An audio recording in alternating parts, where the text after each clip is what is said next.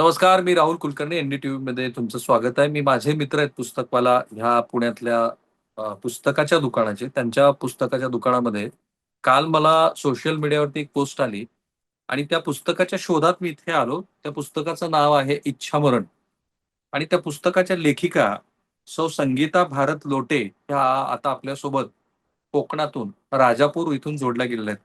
संगीताताई, तुमचं एनडीटीव्ही मध्ये स्वागत आहे. नमस्कार. Thank you. मी संगीता लोटे. थँक्यू. आणि संगीताताईंच्या आयुष्यामध्ये एक दुर्दैवी प्रसंग नुकताच घडलाय. ते म्हणजे त्यांचे यजमान डॉक्टर भारत लोटे हे आज आपल्यात नाहीये. आणि माझे रत्नागिरीचे सहकारी पत्रकार मित्र यांच्याकडनं मी माहिती घेतली तर डॉक्टर भारत लोटे हे शासकीय सेवेमध्ये रुग्णालयामध्ये, तालुका रुग्णालयामध्ये टीएचओ, तालुका हेल्थ ऑफिसर म्हणून कार्यरत होते. एक चांगले ऑनेस्ट वैद्यकीय अधिकारी म्हणून त्यांची ओळख होती. आणि आयुष्याच्या एका टप्प्यावरती त्यांना एका दुर्धर आजाराची बाधा झाली. तिथपासून ते आता जे रुग्णालय महाराष्ट्रात चर्चेत आहे, पुण्याचं दीनानाथ मंगेशकर रुग्णालय, त्या रुग्णालयातला त्यांचा जो अनुभव आहे, तो अत्यंत विदारक आहे. आणि आता डॉक्टर केळकर आणि ती टीम या आता नव्याने घडलेल्या प्रसंगाच्या निमित्ताने आम्ही कशी चॅरिटी करतो असं जे सांगतायत, कारण मी त्यांचे बरं का संगीताताई, मी त्यांचे अ, गेल्या 3 वर्षात ते ऑडिट रिपोर्ट काढून पाहिले तर 3 वर्षापूर्वी 700 कोटी, मग नंतर 814 कोटी आणि गेल्या वर्षी 1003 कोटी रुपये एवढी त्या रुग्णालयाची उलाढाल आहे. परंतु संगीताताईंनी जे लिहिलं त्याप्रमाणे ह्या रुग्णालयाचा त्यांना आलेला जो अनुभव आहे तो काही फारसा आश्वासक नाहीये. आणि उलट ह्या रुग्णालयाने त्यांच्यासोबत जे काही वर्तन केलं ते महाराष्ट्राला विचार करायला लावणार आहे. पण संगीताताई, तुम्हाला तुमच्या यजमानांना आपल्याला असं काही आजार झालाय याची चुणूक म्हणजे याची जाणीव केव्हा झाली पहिल्यांदा? साधारण 2017 मार्च महिना होता हम्म, आणि पोटात दुखले माझ्या नवऱ्याच्या 2-3 दिवस आणि हम्म, मग आम्ही मेडिसिन घेतलं. असं वाटलं की छोटं काहीतरी असेल आणि ते दुखलं असेल. तर 2-3 दिवस काही कमी झालं नाही म्हणून आम्ही सोनोग्राफी केली. ते अतुल शेठ म्हणून चिपळूणमध्ये एक सुप्रसिद्ध सोनोग्राफी स्पेशालिस्ट आहेत.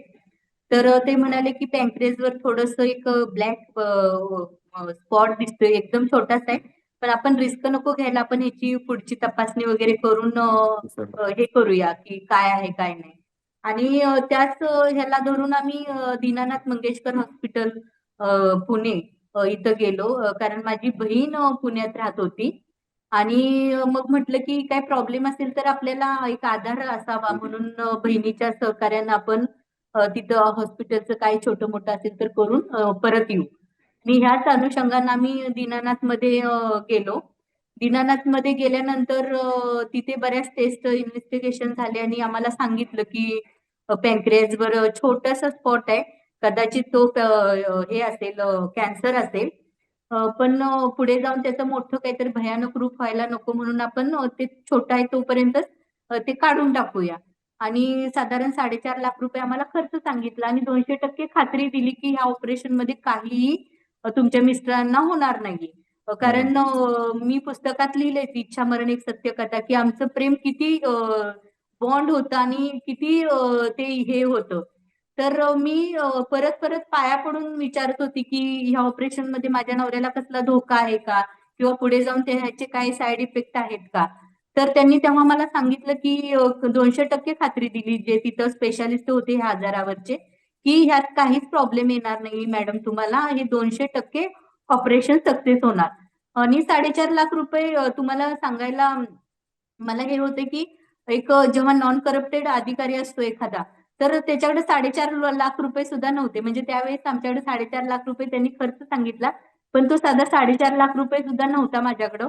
तर मी एका मैत्रिणीकडनं 3 लाख रुपये उसने घेतले आणि एफडी मध्ये माझ्या 1.5 लाख रुपये होते, ते काढले आणि असे 4.5 लाख रुपये घेऊन आम्ही पुणे गाठलं, की पुढे जाऊन त्याचं मोठं काही रूपांतर होऊ नये आणि लवकर लगेच बरं व्हावं. म्हणजे प्रत्येकालाच वाटतं ना आपलं माणूस लगेच एखाद्या छोट्या आजारात, छोटा आहे तोपर्यंतच आपण बरा करावा. तर त्या अनुषंगाने आम्ही पुण्यात गेलो आणि हे ऑपरेशन 1 एप्रिलला झालं. 4.5 लाख रुपये खर्च सांगितलेला. आणि ऑपरेशन 1 एप्रिलला 8 तास चालणार होतं, पण ते जवळजवळ 12 ते 13 तास चाललं. आणि त्यानंतर जेव्हा एवढ्या तास उशीर होतोय, तर मी प्रत्येक एक 5-5 मिनिटाला जाऊन तिथं ज्या स्टाफ नर्स होत्या त्यांना विचारत होती, की आम्हाला 8 तासाचा कालावधी सांगितलेला, पण तास का वाढतायत? काही प्रॉब्लेम आहे का? काही क्रिटिकल काय झालंय का? तर आम्हाला ते फक्त आश्वासन देत होते, की खूप चांगलं चालू आहे आणि काही प्रॉब्लेम नाहीये. सगळं व्यवस्थित चालू आहे. त्यानंतर जेव्हा ते ज्यांनी ऑपरेशन केलं ते डॉक्टर जेव्हा बाहेर आले, तेव्हा मी आतमध्ये गेले आणि सरांना विचारलं त्या, की "सर एवढा का वेळ लागला ऑपरेशनसाठी?" तर ते म्हणाले, "काय नाही मॅडम, पॅनक्रियास खूप बुळबुळीत होता. अगदी त्याचे टाके बसत नव्हते आणि ते टाके घालायला खूप वेळ झाला. टाके बसत नसल्यामुळं वेळ झाला." आणि हे कारण देऊन त्यांनी आम्हाला तिथं थोडंसं शांत केलं. झालं काय 3 दिवसानंतर माझ्या नवऱ्याला खूप ताप आला, म्हणजे 105च्या वरती. आणि एकदम ऑक्सिजन लेवल कमी झाली. मग खरं तर दुसऱ्या दिवशी आम्हाला स्पेशल रूममध्ये ठेवलं होतं ऑपरेशन झाल्यानंतर आणि तिसऱ्या दिवशी लगेचच हा प्रॉब्लेम झाला आणि मग आम्हाला सांगण्यात आलं, की थोडंसं इन्फेक्शन आहे आतमध्ये आणि ते ठीक होईल. मग अजून 2-3 दिवस घेतले आणि एक 7-8 दिवसानं परत रिओपन केलं ऑपरेशन. ऑपरेशनमध्ये एक पॅनक्रियाज आणि हे जुळलं नव्हतं ॲक्चुअली. पॅनक्रियास आणि आतडं असतं ते जुळलं नव्हतं आणि त्यामुळं काय झालं होतं न जुळल्यामुळं ना ऍक्च्युली त्याच दिवशी खूप मोठं आतमध्ये इन्फेक्शन झालं होतं. पण आम्हाला त्याची काहीही कल्पना नाही. हे शेवटच्या दिवशी आम्हाला कळालं सगळं. तर त्यांनी ते 3 महिने आम्हाला लपवून ठेवलं होतं ऍक्च्युली, की तुमचे मिस्टर चांगले आहेत आणि व्यवस्थित होणार आहेत. आणि मी खोट्या आशेवर जगत होते. माझ्याकडे पैसे नव्हते. कारण 4.5 लाखाचं आणि माझं माहेरचं पण बॅकग्राऊंड काही असं स्ट्रॉंग नाहीये. आई-वडील नाहीयेत, भाऊ नाहीये, कोणच नव्हतं आणि मुलं 2 लहान असल्यामुळं पैशांचा बंदोबस्त करताना मला खूप त्यावेळी स्ट्रगल करायला लागत होतं. मी माझ्या वेगवेगळ्या मैत्रिणींकडनं रिक्वेस्ट करून पैसे घेत होते. कारण पैसे घेतल्याशिवाय पुढं मेडिकलचं औषध देत नव्हते ते लोकं दीनानाथमध्ये. आणि मग असं बऱ्याच जणांकडनं मी पैसे घेतले होते. माझी एक मानस कन्या आहे, तिच्याकडनं 3.5 लाख रुपये घेतले होते. माझी डॉक्टर मैत्रीण एक कांचन मदार म्हणून आहे, तिच्याकडनं 2 लाख रुपये घेतले होते. नंतर माझ्या मैत्रिणींनी एक 4-5 लाख वेगवेगळ्या मैत्रिणींनी ज्या माझे लायनेस ग्रुप आणि अशा अनेक ग्रुप आहेत, त्या ग्रुपमधनं मला लाख-लाख असे मिळून जवळ-जवळ मला 10-12 लाख तेव्हा मदत मिळाली होती. मदत म्हणजे मीच मागितली होती. आणि आम्ही असे पैसे भागवत होतो. एक आशा होती, की नवरा नक्की बरा होणार आहे. कारण त्यांनी तेवढी खात्री दिली होती आणि मला मला माझ्या नवऱ्याला काही करून वाचवायचं होतं. आणि नवऱ्याला जेव्हा माहित झालं, की ऑपरेशन सक्सेस ते डॉक्टरच असल्यामुळे त्यांना कदाचित माहित असेल, पण ते मला दाखवत नव्हते. कारण मी खूप भित्री होती आणि मी खूप पॉझिटिव्ह आहे त्यांच्याबद्दल आणि त्यांना वाटत होतं, की हिलाच काहीतरी होईल म्हणून ते सगळं लपवत होते. ते एक स्ट्रॉंगली लढा देत होते. खूप अगदी जिकरीचा लढा देत होते. त्यांना पण जगायची खूप इच्छा होती. कारण त्यांना खूप जगायचं होतं. खूप पेशंटची सेवा करायची होती. त्यांना महाराष्ट्र शासनानं 2005 ला जेव्हा विमल मुंदडा मॅडम आपल्या सरकारमध्ये होत्या, तेव्हा 2005चा आनंदीबाई जोशी पुरस्कार मिळालेला. इतकं त्यांचं काम खूप चांगलं होतं. 100% काम असणारा डॉक्टर रत्नागिरी जिल्ह्यात. शिवाय आमच्या पीएससीला नेहमी 200 ते 300 पेशंट दररोज असायचे. सकाळी ते 8ला जायचे, ते संध्याकाळी 10ला घरी यायचे. म्हणजे इतकी ती पेशंटची आणि रात्रभर सुद्धा कधी-कधी डिलिव्हरी असायच्या किंवा सीरियस पेशंट तर 24 तास त्यांनी त्या कामाला त्यांच्या जे एक ध्येय घेऊन ते आले होते. स्वतः खूप गरिबीतनं शिकले होते. त्यांच्या पायात चप्पल नव्हती. शिकताना एकच ड्रेस होता. अशा गरीब परिस्थितीत तिथून आलेले असतानाही त्यांनी गरिबांची सेवा करण्याचं व्रत घेऊन एका खेड्यात राहायचं म्हणून ते इकडे आले होते. खरं तर आम्ही सांगलीचे आहोत. आम्हाला तिथे जवळपास कुठल्याही पीएससीला जॉब करायला मिळाला असता, पण त्यांना खेड्यात जाऊन कारण खेड्यात लोकांना सोयी मिळत नाहीये. डॉक्टर अभावी खूप लोकांचे प्राण जातात आणि हे त्यांनी बरेचदा बघितलं होतं आणि म्हणून ते त्या सेवेसाठी इथं कोकणात अतिशय दुर्गम भागात येऊन राहिलो होतो आम्ही. जिथं आम्हाला 10 बाय 10 ची खोली होती. जिथे दररोज साप रात्रीचे आमच्या घरातनं तुळवीवरून यायचे जायचे. कधी-कधी ते इतके विषारी असायचे, की जर तो साप चावला तर तिथेच त्या माणसाचा मृत्यू होऊ शकतो. इतके भयानक साप. पण तरी ते तिथं आम्हाला घेऊन राहिले. माझी दोन्ही मुलं आजारी असताना त्यांना बरेचदा दोनदा जवळजवळ त्यांना पीजी साठी, पोस्ट ग्रॅज्युएशन साठी ऍडमिशन मिळालेलं, पण त्यांना गरिबांची सेवा करायची होती. आणि ज्या दिवशी त्यांना पोस्ट ग्रॅज्युएशनचं पत्र आलं होतं त्या दिवशी तिथले, आम्ही राजापूर तालुक्यात ओणी गावात राहत होतो, तिथल्या ओणीतल्या सगळ्या लोकांनी येऊन हातापाया पडले. तर तुम्ही जाऊ नका, तुमच्यावर आमचं खूप हे आहे, विश्वास आहे, जीव आहे, तुम्ही इथेच राहा, आमची सेवा करा. आणि त्यांनी ते आलेलं दोनदा पोस्ट ग्रॅज्युएशनचं, म्हणजे एकदा मेडिसिन साठी मिळालं होतं आणि एकदा गायनेकॉलॉजिस्ट साठी मिळालं होतं, पण ते गेले नाहीत गरीब लोकांची सेवा करण्यासाठी. आणि मुलं दोन्ही खूप आजारी असायची. माझा छोटा मुलगा स्पेशल चाइल्ड आहे, तर त्याला जेव्हा जेव्हा तो सिरियस व्हायचा तेव्हा मला मिरजेला घेऊन जावं लागायचं. पण तरीही ते आम्हाला धीर द्यायचे की ठीक आहे, आपण मॅनेज करू शकतो, तू जा एकटीनं, मुलांना तू ऍडमिट कर, मी आहे तुझ्या पाठीशी. आणि मी सगळं एकटी हे सगळं निभवायची, कारण माझ्या नवऱ्यावर आणि त्याच्या कामावर खूप प्रेम होतं. आणि म्हणून हे सगळं आम्ही हा प्रवास सगळा केला होता. म्हणजे खूप डिफिकल्ट प्रवास होता आमच्यासाठी, पण माझ्यासाठी तर स्पेशल. संगीताताई, तुम्ही तुमच्या पुस्तकामध्ये पृष्ठ क्रमांक 222 वर जे लिहिलंय ते मला फार ह्या रुग्णालया संदर्भातला आत्ताचा जो प्रश्न निर्माण झालाय त्या अनुषंगानेच हे प्रश्न पडतायत. ऑपरेशन झाल्यानंतर बरंच सारं मेडिसिन लिहून दिलं होतं, म्हणजे मंगेशकर रुग्णालयातल्या डॉक्टरांनी. त्यात स्पंजचे त्यात स्पंजचे 2 पॉकेट सुद्धा होते. एक बरोबर. पॉकेट्समध्ये 10 स्पंज होते. त्यातले 2 स्पंजनी माझ्या नवऱ्याला त्यांनी एकदाच पुसलं होतं. एका पॉकेटमध्ये 10 स्पंज असतात, त्याची 2 पॉकेट होते. लगेचच त्यांनी त्याच दिवशी अजून स्पंजची बरीच पॉकेट्स आम्हाला लिहून दिली. मी तिथल्या नर्सला विचारलं की कालच तर 2 पॉकेट्स आणलेली, तर त्या म्हणाल्या की लगेच संपले. मी जेव्हा माझ्या नवऱ्याकडे ही माहिती काढली तेव्हा तो म्हणाला की 2च स्पंज वापरलेली, म्हणजे सुरुवातच अशी फसवाफसवीपासून सुरू झाली होती. अजून पुढे किती फसवणार होते देवच जाणो. तर या रुग्णालयामध्ये तुम्ही किती काळ होतात आणि अशा पद्धतीची फसवणूक जी आता तुम्ही ह्या पुस्तकात लिहिली आहे, याचं स्वरूप काय होतं? हे तर स्पंज खूपच छोटी आहे. जवळजवळ सर 3 महिने आम्ही त्या दवाखान्यात होतो. बरं, मी म्हणते की त्यांना कॅन्सरचं निदान झालं, मग एकदा ही रेडिएशन किंवा जे कॅन्सरची काही ट्रीटमेंट असती ती कुठेही त्या तुम्हाला ह्याच्यात दिसणार नाही. जर होतं ना कॅन्सर, मग कॅन्सरच्या ट्रीटमेंट तिथं यायला पाहिजे होत्या मुळात, हा प्रश्न. पण मी तेव्हा खूप पॅनिक झाली होती, म्हणजे मी जवळजवळ 3 वर्ष प्रचंड डिप्रेशन मध्ये होते. खूप वाईट काळ काढलाय, म्हणजे कितीतरी वेळा मला आत्महत्याचा नवरा गेल्यानंतर विचार आलेला. तुम्ही पुस्तक वाचाल तेव्हा तुम्हाला कळेल की काय नेमकं झालंय सगळं. तर फसवाफसवीचा पहिल्याच दिवशी प्रकार झाला होता आणि त्यानंतर किती फसवणार होते, म्हणजे रोज जवळजवळ 20,000 ते 25,000, कधी 30,000-30,000ची बिलं करायची. पेशंट तर म्हणजे शेवटच्या टप्प्यावर असेल होता म्हणजे. पण त्यांनी आम्हाला एक दाखवलं होतं चित्र निर्माण करून की तुमचा पेशंट बरा होणार आहे आणि तो ह्यातनं पूर्ण बरा होणार आहे याची खात्री दिली होती. आणि त्यामुळं ना सर आम्ही कधीच, मी तर हार मानली नव्हती. म्हणजे खरं तर ह्या पुस्तकात तुम्हाला तुम्ही जेवढं डीप वाचायला जाईल ना तर तुम्हाला सगळंच कळेल की किती अन्याय झाला या डॉक्टरवर.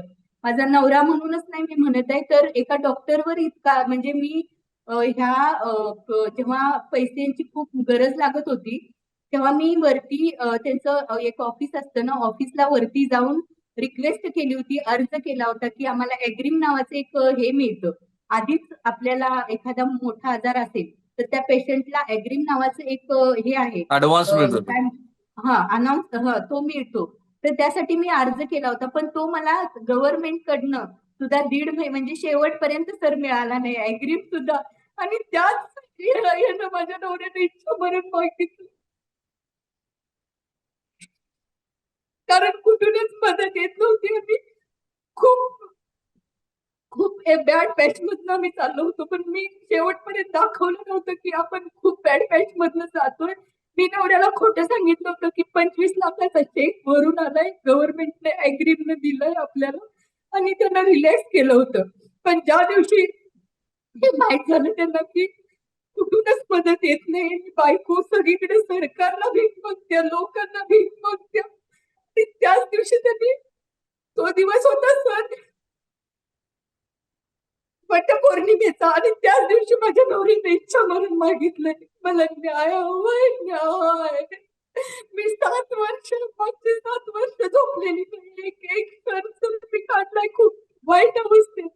आणि मागच्या वर्षी माझ्या माझा वाढदिवस होता, माझा छोटा मुलगा तो स्पेशल चाइल्ड आहे आणि माझा 50वा वाढदिवस होता. मी खूप अपसेट होते त्या दिवशी. माझा पोरगा रात्रभर रडला आणि त्यानंतर मी शपथ खाल्ली की मी ही गोष्ट लिहिणार आहे आणि मी 1.5 महिन्यात ही गोष्ट लिहिली. कारण मला ही गोष्ट मांडायची होती, कारण माझ्या आत खूप खूप साठलं होतं की किती मी मी मला असा मला ना अन्याय तुमचं करणारा. तुमचं हे रडणं बघून संगीताताई मला बरं वाटतंय. कारण तुम्ही जे पुस्तकातनं लिहिलेलं आहे तेच तुमच्या डोळ्यातनं बाहेर पडतं आहे आणि मी ते वाचलं. एक तर तुम्ही ज्या सन्माननीय मंत्र्याकडे गेलात आणि त्या मंत्र्यांनी म्हणजे त्या संगीताताई मदत मागण्यासाठी मंत्रालयात गेल्या. त्याने आपला अर्ज त्यांच्यासमोर मांडला. तेव्हा मंत्री महोदयाने त्यांना सांगितलं की हे काही माझ्या विभागाकडे येत नाही. त्यांनी स्वतःच्या नवऱ्याला खोटं सांगितलं जेव्हा त्यांचा नवरा रुग्णालयात भरती आहे दीनानाथ मंगेशकर रुग्णालयात, की आपल्याला मदत आलेली आहे. ते नवऱ्याला खोटं सांगून मुलाला बरोबर न घेता मुंबईच्या वाऱ्या करत राहिल्या आणि त्यानंतर त्यांना जे भोगावं लागलं ते अक्षरशः ह्या पुस्तकामध्ये तुमच्या अंगावर काटा येईल अशा पद्धतीने शब्दबद्ध झालेलं आहे. म्हणजे मी एवढ्याच छोट्याशा माझ्या वेळामध्ये जसं जसं मी हे पुस्तक चाळत गेलो आणि पहिलं माझा त्यांच्याशी संवाद झाला तेव्हा मी म्हणाला की तुम्ही हे काय लिहिलंय, इतकं रद्द लिहिलंय ते वाचूनच आपल्याला अस्वस्थ व्हायला लागतं की एक शासकीय रुग्णालयातला डॉक्टर की जो शासकीय पुरस्कार प्राप्त डॉक्टर आहे, ज्याला आनंदीबाई जोशी यांच्या नावाचा पुरस्कार मिळालाय आणि अशा डॉक्टरांना अशा पद्धतीनं ना वेळेवरती उपचार मिळतात.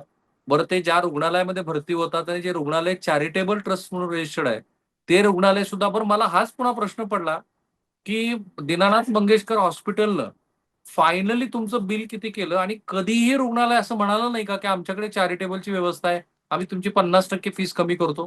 नाही, 40 लाख रुपये बिल केलं मी, 35 लाख रुपये दिलेले आणि शेवट जेव्हा ते गेले ना तेव्हा त्यांची बॉडी सुद्धा देत नव्हतं ते रुग्णालय.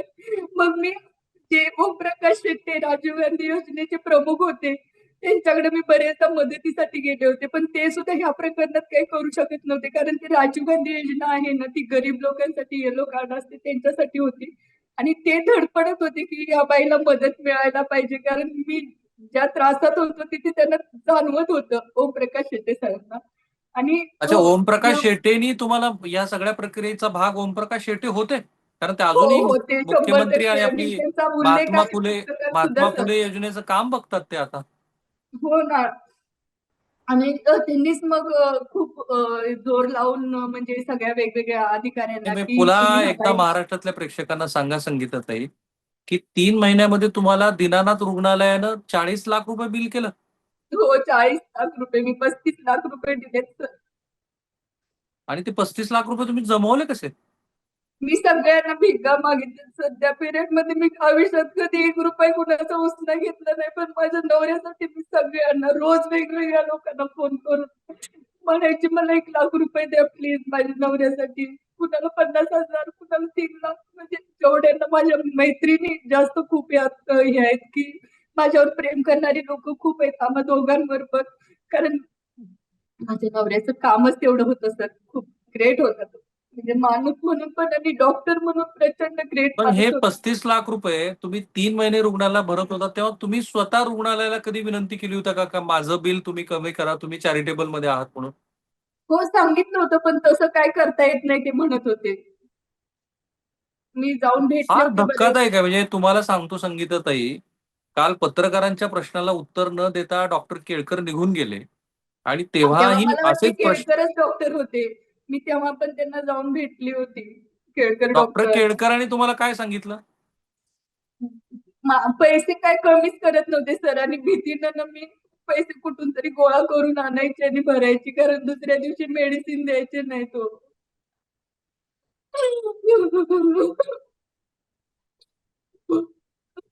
मला माझा नवरा कसल्याही परिस्थितीत पाहिजे होता. मी 11.5 लाख रुपये आमच्या पुन्हा एकदा मी तुम्हाला हा प्रश्न विचारतो. मला कळतंय तुमचं दुःख किती मोठं आहे.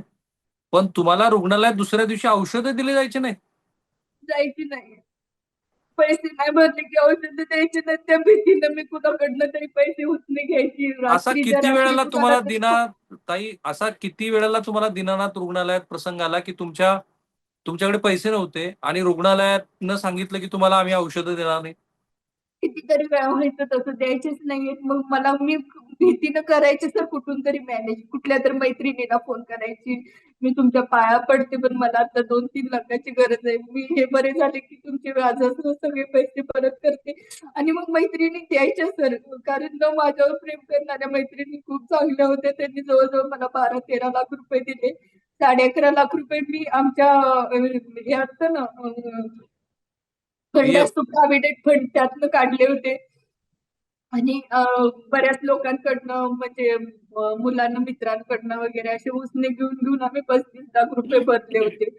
आणि शेवटी जेव्हा माझ्याकडे पैसेच नव्हते ना, तेव्हा मग भीती वाटायची की आता पुढे हे औषध देतील की नाही, या मग भीतीनं ना मी तुमच्या अगदी. तुमच्या यजमानांचा संगीताताई शेवटी रुग्णालयातच मृत्यू झाला. हो, तिथेच मृत्यू झाला. मृत्यू झाल्यानंतर सुद्धा प्रेत सुद्धा देत नव्हते रुग्णालय त्या रात्री. दुपारी 3 वाजता डिक्लेअर केलं गेले म्हणून, पण त्यांनी आम्हाला प्रेत द्यायला तयार नव्हते. मग मी ओमप्रकाश शेट्टींना माझ्या मुलानं फोन केला आणि सांगितलं की प्रेत द्यायला तयार नाहीयेत म्हणून, आम्ही 5 लाख रुपये आमच्याकडे नाहीयेत. तर ते नाही देतच नव्हते. मग ओमप्रकाश शेट्टी सरांनी फोन केला त्या रुग्णालयाला एक आणि मिनिट मग हा तेव्हा संगीता, एक मिनिट. अत्यंत लाजिरवाणी गोष्ट आहे दीनानाथ मंगेशकर हॉस्पिटलसाठी. तुम्हाला लाज वाटली पाहिजे की एखादा रुग्ण जो आणि डॉक्टर आहे. त्यानंतर सुद्धा हे गेल्यानंतर सुद्धा मला खूप दिवस त्रास दिलाय त्या लोकांनी सर. पैसे भरा, पैसे भरा. मी म्हणायची की तुम्ही माझं माणूस आणून द्या. तुम्ही माणूस आणून दिला की मी 5 नाही 50 लाख रुपये तुम्हाला देते, पण माझ्या नवऱ्याला आणा. कारण मी त्याच्याशिवाय जगू शकत नाही सर. मी खूप खूप वाईट अवस्थेत नाही, याच्यामध्ये ना आहे. मला जरा संगीताताई बोलू द्या. असं आहे की संगीताताईंच्या यजमानांना कर्करोगाची बाधा झाली, तो असाध्य आजार आहे. मला हे माहिती नाही की ते कुठल्या स्टेजवरती डिटेक्ट झालं होतं. मला संगीताताईच्या बोलण्यात असं जाणवत आहे की पहिल्यांदा ऑपरेशन फेल गेलं, नंतर ते दुसऱ्यांदा केलं गेलं. आपण त्याला मेडिकल नेग्लिजन्स आहे की नाही हे चौकशी अंती मान्य करू. आपण हेही म्हणू की मंगेशकर रुग्णालयाने त्यांना उत्तम पद्धतीचे उपचार दिले. पण तुम्हाला लाज वाटायला पाहिजे की तुम्ही एक चॅरिटेबल रुग्णालय आहात, की ज्या रुग्णालयातली त्या डॉक्टरची अवस्था बघून एक महिला जी आपल्या 2 चिमुरड्या मुलांना घेऊन रुग्णालयात धावपळ करते आहे, तिला तुम्ही औषध देत नाही. कसली चॅरिटी करता तुम्ही? आणि त्याच्यानंतर सुद्धा दुर्दैवाने जेव्हा डॉक्टरांचा मृत्यू होतो, म्हणजे तुम्ही जर चित्रपट एक डॉक्टर की मौत, मला आता अक्षरशः अंगावर काटा येतोय, की तो मृत्यू झाल्यानंतर सुद्धा निलाजरं प्रशासन या मंगेशकर हॉस्पिटलचं, म्हणजे खरं तर असंसदीय शब्द पत्रकाराने वापरू नये असं माझं मत आहे. पण आता मी एवढा अस्वस्थ झालो हे सगळं ऐकून, की मृतदेह तुम्ही 5 लाख रुपये देत नाहीयेत त्या म्हणून तुम्ही अडवून ठेवता. किती तास अडवून ठेवला होता? दिलाच नाही. दुसऱ्या दिवशी जेव्हा ओमप्रकाश शेट्टींनी मध्यस्थी केली तेव्हा मृतदेह हातात ताब्यात दिला सर आमच्या. ह्याला किती साक्षी ओमप्रकाश शेट्टी सर आहेत. नाही, मी बोलेन त्यांच्याशी. माझे चांगले संबंध आहेत त्यांच्याशी. पण तुमच्या पतीचा मृत्यू झाल्यानंतर तुम्हाला किती तास लागले मृतदेह मिळायला? दुपारी 18 तारखेला दुपारी जाहीर केलं हं. गेलेत म्हणून. आणि त्यानंतर आम्हाला दुसऱ्या दिवशी सकाळी 10 वाजता मिळाली बॉडी. म्हणजे आदल्या दिवशी 3 वाजता तुमच्या पतीचा मृत्यू झाला, दुसऱ्या दिवशी 10 वाजता बॉडी दिली. हो, हो.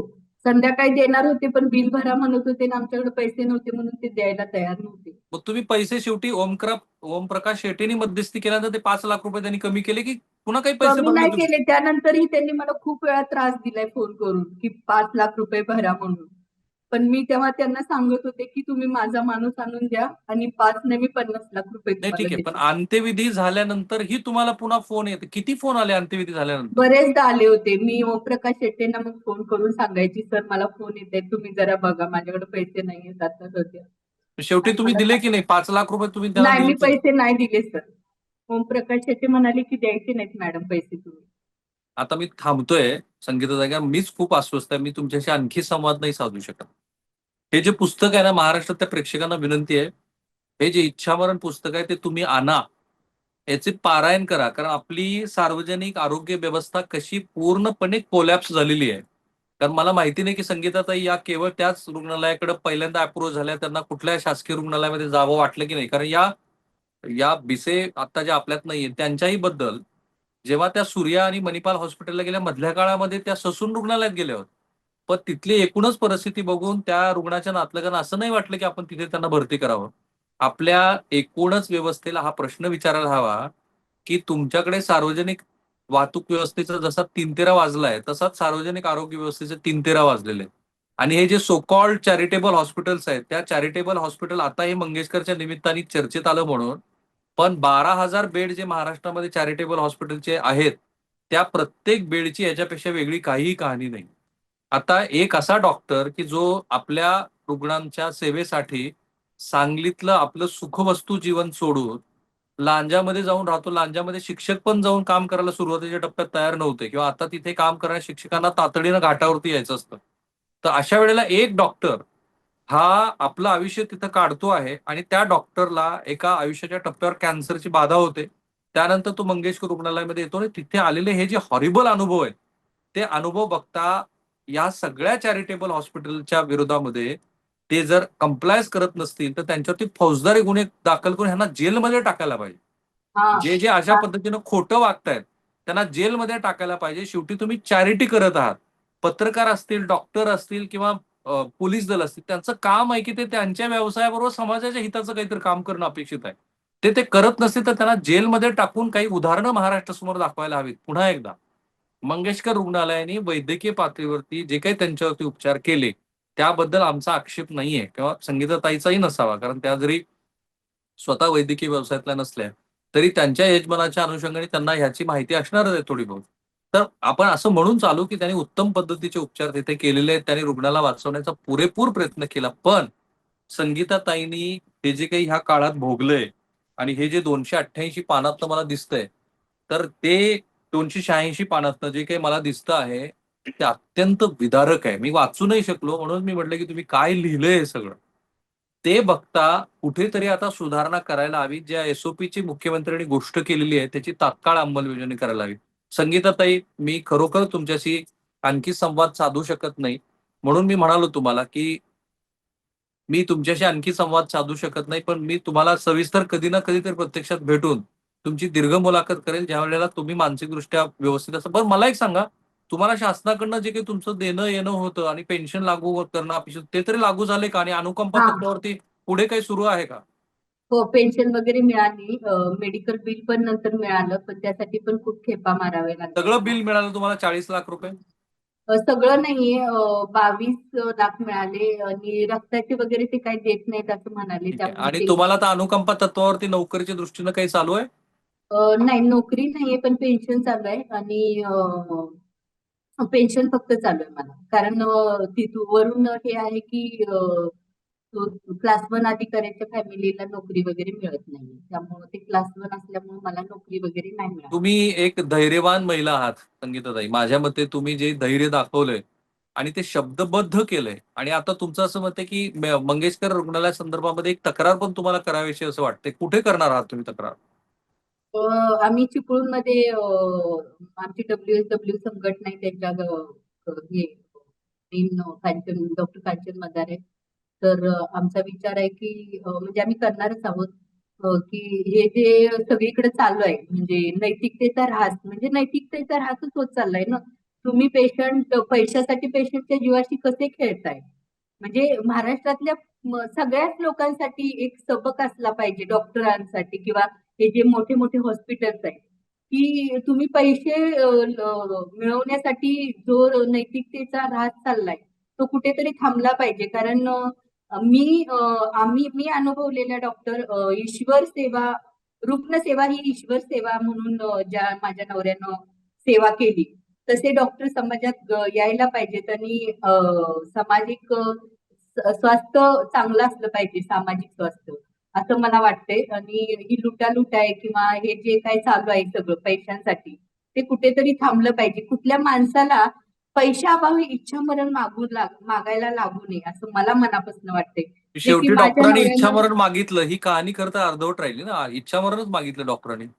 हो, इच्छामरण म्हणजे ह्या सगळ्याला कंटाळले डॉक्टर की कुठून मदत येत नाही. हे ऑपरेशनवर ऑपरेशन 3 ऑपरेशन केली आणि छोटासा होता स्पॉट. खरंच तर काहीच झालं नसतं. मी जर टाटाला वगैरे जर गेले असते, पण माझं बॅड लक असेल किंवा हे सगळं भोग असतील माझ्या नशिबात म्हणून मी दीनानाथमध्ये गेले. पण असं कुणा बाबतीत घडू नये असं मला मनापासून वाटतंय. माझ्या बाबतीत जे घडलंय ते कुठल्या जगातल्या कुठल्याच महिलेसोबत असं व्हायला नकोय. असं मला मनापासून वाटतंय. म्हणूनच मी हे पुस्तक लिहिलंय खरं तर. आणि हे पुस्तक आपण हिंदी, इंग्लिशमध्ये करतोय आणि थँक्यू त्या थँक्यू पुस्तकाला मराठीत संगीताताई. तुम्हाला, तुमच्या मुलांना, तुमच्या संपूर्ण कुटुंबाला दीर्घायुष्य लाभो. तुमची मुलं आयुष्यामध्ये यशस्वी व्हावं. त्यांच्यात ते जर तसे त्यांची इच्छा असेल तर तेही वैद्यकीय क्षेत्रामध्ये येवो आणि त्यांनीही आपल्या वडिलांप्रमाणे आपल्या समाजासमोर जो आदर्श ठेवलाय त्या तसाच आदर्श ठेवावा अशी मी इच्छा व्यक्त करतो आणि थांबतो. थँक्यू संगीताताई. धन्यवाद. माझा आवाज आला तुम्हाला? हां, आता थँक्यू थँक्यू. मी आभारी आहे तुमचा संगीता.